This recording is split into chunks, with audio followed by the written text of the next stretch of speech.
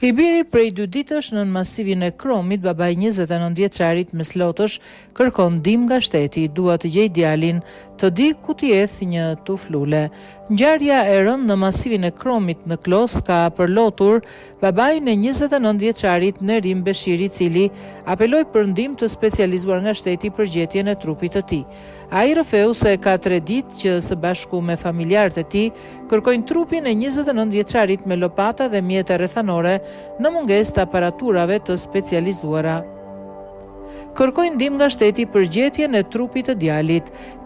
T'i gjejnë vetëm njërin gisht, ta çojnë tek familja, se nuk ka gjë më të madhe në botë tu mbasësh djalin në mal. I bëj thirrje shtetit të sjellin aparatura të specializuara të gjej djalin dhe të di ku të eth një tuf lule.